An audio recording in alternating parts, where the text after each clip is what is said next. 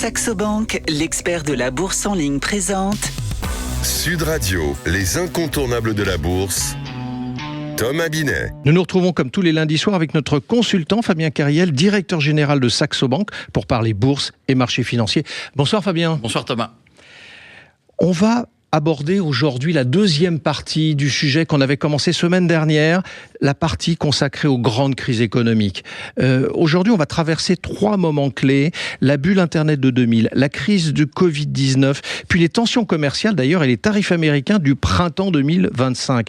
3 crises qu'on considère comme très différentes, mais qui ont toutes quand même un point commun, Fabien. Elles montrent comment la confiance, l'innovation et la politique peuvent influencer profondément les marchés. Alors, on commence en 2000, Fabien. Qu'est-ce que la bulle Internet exactement à ce moment-là ?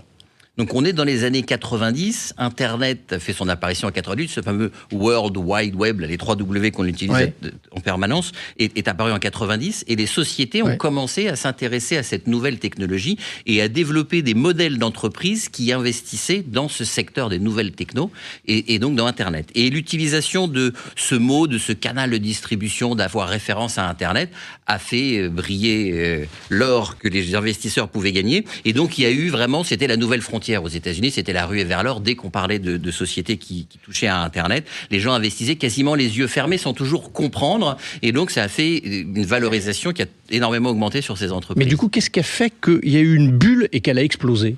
Les gens investissaient sans vraiment savoir, sans vraiment comprendre le modèle des entreprises. Et donc, au bout d'un moment, il y a eu un retour à la réalité, un reality check, comme on dit aux États-Unis, pour se dire, mais dans quoi j'ai investi ? On avait quand même des entreprises, et on a des exemples. Il y a une boîte qui s'appelle Chemdex, qui a été introduite en bourse en 1999. Ils ont levé plus de 100 millions de dollars, alors que leur chiffre d'affaires était de 29 000 dollars. Et donc, les gens dépensaient énormément d'argent pour investir dans des boîtes, alors qu'il n'y avait rien. Il n'y avait qu'un projet, il n'y avait qu'un discours. Alors, il y a un héritage de cette crise, on a tiré des enseignements ? On a tiré des enseignements sur le moment pour essayer de se dire, OK, il y a de l'innovation et c'est important. Parce que certaines boîtes, et on parle d'Amazon, on parle de Google, on parle de tous ces boîtes dans la tech qui ont survécu. Et donc cette innovation, cette rupture technologique a donné naissance à des très grandes entreprises. Mais il faut faire attention quand il y a une innovation, de quand même analyser les projets dans lesquels on investit. Alors on va faire un petit saut plus de 20 ans après, c'est la pandémie de 2020. Justement Fabien, en quoi cette crise n'a rien à voir avec les précédentes ? Toutes celles qu'on a pu évoquer, celle que vous venez d'évoquer maintenant et celle de la semaine dernière. Alors, la crise liée au Covid, elle a été très soudaine et on a tous été touchés. C'est-à-dire qu'on a mis l'économie sur pause. Alors, on s'est demandé si c'était pas stop, mais en fait, ça a juste été pause. On a eu de la chance. Mais tout s'est arrêté. Il y avait une pandémie mondiale où on a dit, on arrête tout. On reste chez soi pour limiter les risques de contagion. Et donc, tout s'est arrêté. Imaginez, vous avez une entreprise, vous avez un restaurant, vous êtes dans le loisir, vous êtes dans le sport, et on dit non, tout le monde reste chez soi, plus rien va ne fonctionner, donc uniquement tout ce qui peut être à distance, et donc l'économie sur pause, et qu'est-ce qui va devenir ? C'était le saut dans l'inconnu, les marchés ont eu peur.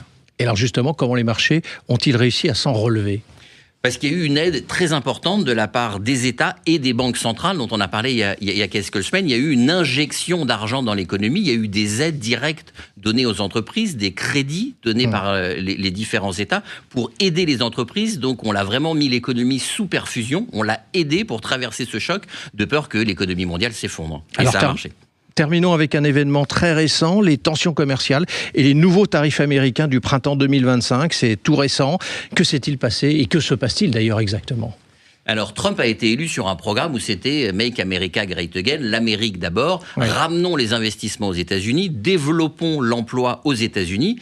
Et comment est-ce qu'on pousse les entreprises à faire ça ? En leur disant, si vous voulez faire rentrer des marchandises aux États-Unis, je les taxe.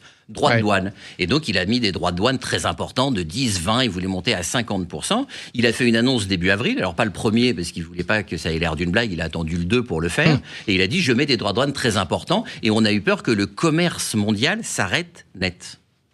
Merci Fabien, et on vous retrouve lundi prochain pour un autre épisode d'Oser Investir, les incontournables de la bourse. Et je vous retrouve dimanche matin, 9h25, dans la matinale week-end. Sud Radio, les incontournables de la bourse. Thomas Binet. avec Saxo Bank, l'expert de la bourse en ligne.